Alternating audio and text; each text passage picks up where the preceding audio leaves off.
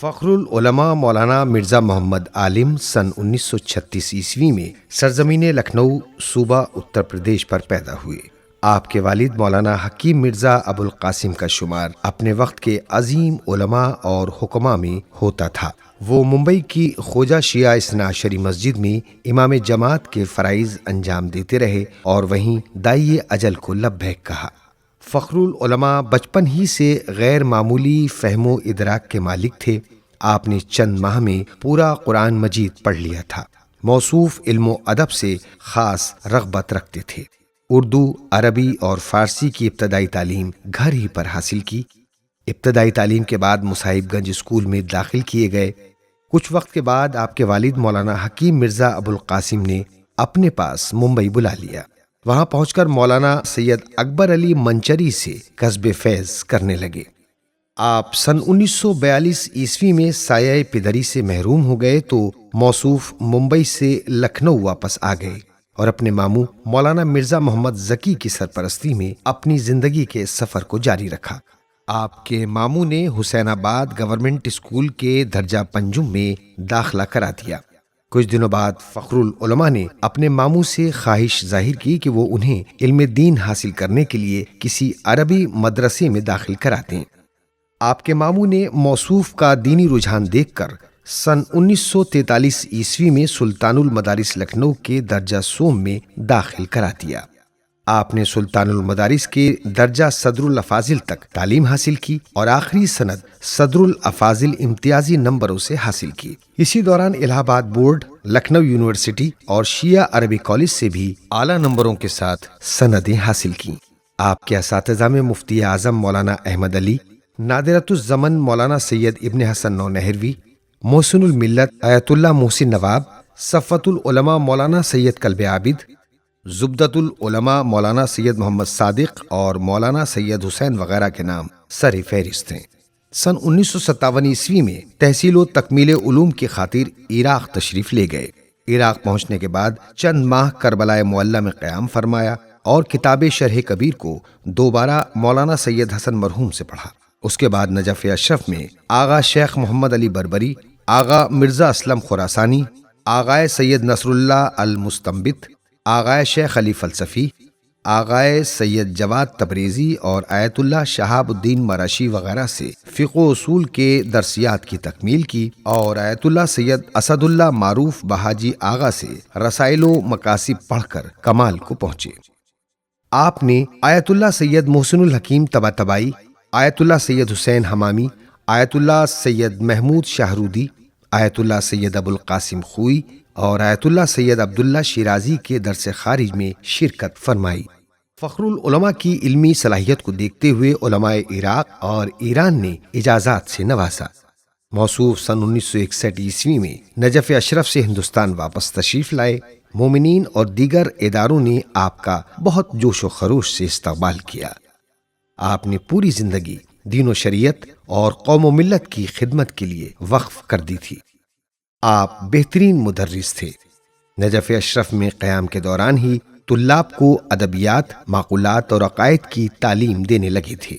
آپ جب ہندوستان واپس آئے تو درس و تدریس اور تبلیغ دین میں مصروف ہو گئے، یہاں تک کہ 15 اکتوبر سن 1974 عیسوی میں حوزہ علمیہ جامعۃ التبلیغ کی بنیاد رکھی۔ یہ حوزہ کچھ عرصہ امام بارگاہ غفران مآب اور رستم نگر میں فخر العلماء کے شریعت قدے پر رہا۔ اس کے بعد مصاحب گنج میں فخر العلماء کی آبائی عمارت میں منتقل ہوا۔ اس درسگاہ کی تربیت یافتہ آج تک دنیا کے گوشے گوشے میں معارف اہل بیت پہنچا رہے ہیں۔ فخر العلماء کی وفات کے بعد خطیب اکبر مرزا محمد اطہر کی سرپرستی میں آپ کے فرزند اکبر مولانا مرزا جعفر عباس نے حوزہ علمیہ جامعۃ التبلیغ کی ذمہ داریوں کو سنبھالا۔ شب و روز حوزے کی ترقی کے لیے کوشاں رہتے ہیں۔ جانشین فخر العلماء نے حوزے کے ساتھ ساتھ انگریزی میڈیم اسکول کھولا تاکہ تشنگان علوم سیراب ہوتے رہیں۔ مولانا مرزا محمد عالم اپنی تمام تر خوبیوں کے ساتھ ساتھ قلمی دنیا کے بھی ماہر انسان تھے۔ عراق جانے سے پہلے علمی جریدہ العلم کے مدیر اعلیٰ رہے اور اہمیت نماز، محیط الدائرہ اور نقد الشعر کی تلخیص فرمائی۔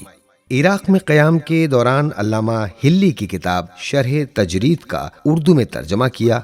عراق سے واپسی کے بعد 2.5 درجن سے زیادہ کتابیں تصنیف فرمائیں۔ آپ شعر و ادب پر دسترس رکھتے تھے، بہت زور گوئی سے شعر کہتے تھے۔ آپ کے قصائد انتہائی مرصع اور فصاحت و بلاغت کا اعلیٰ شاہکار ہوتے تھے۔ آپ بہترین مدرس اور مبلغ ہونے کے ساتھ ساتھ بے مثل خطیب اور ذاکر بھی تھے۔ فخر العلماء کی خطابت کا انداز نہایت دلکش تھا۔ مشکل سے مشکل مطالب آسانی سے سمجھا دیا کرتے، واقعات کو یوں پیش کرتے کہ پورا منظر سامعین کے سامنے آ جاتا۔ مصائب بھی انتہائی اثر انگیز و گریہ خیز بیان فرماتے۔ فخر العلماء عراق میں قیام کے دوران شام غریبہ کی مجلس خیمہ گاہ حسینی کربلا معلیٰ میں خطاب فرماتے۔ مجلس میں مومنین کی کثیر تعداد ہوتی، خیمہ گاہ کی عمارت میں جگہ کم پڑ جاتی تھی۔ سرزمین عراق پر آپ نے اپنے عہد میں جو شہرت و مقبولیت حاصل کی وہ اردو زبان کے خطبہ میں اس سے پہلے اور بعد میں کسی کو میسر نہ ہوئی۔ آپ نے خطابت کے سلسلے میں ملک اور بیرون ملک کے بہت سے سفر کیے، فروغ عزاداری میں کوشاں رہتے، لکھنؤ کی عزاداری پر سے پابندیاں ختم کرانے کی تحریکوں میں پیش رہتے تھے۔ فخر العلماء شب و روز عبادت الہی، خطابت، وعظ، مطالعہ، تصنیف و تالیف، قومی و مذہبی مسائل کا حل، قومی اداروں کا انتظام اور دیکھ بھال، مدینۃ العلم اخبار کی اشاعت کے تمام امور، مومنین کے اختلاف کو ختم کرنا اور مختلف مقامات سے آنے والے مومنین سے ملاقات اور ان کے مسائل کے حل میں مصروف رہتے تھے۔ مولانا مرزا محمد عالم اکثر قومی تحریکوں کے روح رواں رہے۔ بہت سے اداروں سے کسی نہ کسی حیثیت سے آپ کا تعلق رہا۔ ان میں آل انڈیا شیعہ کانفرنس، دارالمطالعہ کمیٹی، سرفراز قومی پریس بورڈ، کل ہند مجلس ذاکرین، ادارہ عالیہ تبلیغ و اشاعت، آل انڈیا شیعہ یوتھ فیڈریشن، ادارہ تنظیم ملت، مدرسہ ایمانیہ ناصریہ جونپور، مسلم پرسنل لاء بورڈ اور شیعہ کالج کی مجلس عامہ وغیرہ کے نام شامل ہیں۔ فخر العلماء ہمیشہ قوم و ملت کے مسائل کو حل کرنے کی جد و جہد میں لگے رہتے تھے۔ آپ نے لوگوں کے تعلیمی اور معیشتی حالات کو بہتر کرنے کے لیے بہت سے بزرگوں سے ملاقاتیں کی، جن میں ہندوستان کے سابق وزیر اعظم شری راجیو گاندھی، آل انڈیا کانگریس کے جنرل سیکرٹری شری ارون نہرو اور اتر پردیش کے سابق وزیر اعلیٰ شری وشوناتھ پرتاپ سنگھ وغیرہ کے نام سر فہرست ہیں۔ اس کے علاوہ آپ نے قوم و ملت کی دینی، سماجی، اخلاقی، تعلیمی اور اقتصادی مشکلات کی وجوہات اور ان کے حل کے لیے عالمی پیمانے پر ممبئی میں کانفرنس کی، جس میں ملک اور بیرون ملک سے علماء، دانشوران اور مفکرین نے شرکت فرمائی اور قوم و ملت کی مشکلات کو حل کرنے کی تجاویز پیش کیں۔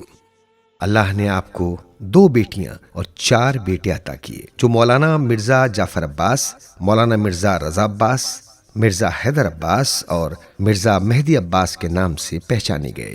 فخر العلماء کو تعلیم اور تعلم سے اتنا لگاؤ تھا کہ شب و روز کوشش و تلاش میں لگے رہتے، یہاں تک کہ اپنی زندگی کے آخری روز اپنے ہاتھوں سے حوزہ علمیہ جامعۃ التبلیغ کے فخر العلماء ہال کی چنائی کی، اور کوشش یہ تھی کہ آج ہی یہ کام مکمل ہو جائے۔ کام مکمل ہونے کے بعد آپ ایک مقام پر جھاڑو لگانے لگے تو کسی نے آ کر کہا، جناب یہ کیا کر رہے ہیں؟ تو آپ نے فرمایا، یہاں میری قبر بنے گی، اسی لیے صاف کر رہا ہوں۔ اسی روز شام کے 5 بجے طلاب کو حوزہ علمیہ کے صحن میں جمع کیا اور کہا، آج تم سب کو میں اپنے ہاتھوں سے پوریاں تل کے کھلانا چاہتا ہوں۔ فوراً اپنی جیب سے پیسے نکالے اور سامان منگوایا۔ تمام تیاریوں کے بعد خود چولہے کے پاس بیٹھ گئے اور پوریاں تلتے جا رہے تھے اور طلاب کو محبت اور پیار سے کھلاتے جا رہے تھے۔ اس روز آپ کا انداز ہی الگ تھا، کسی کو معلوم نہیں تھا کہ اس شفیق اور مہربان استاد کا یہ آخری روز ہے۔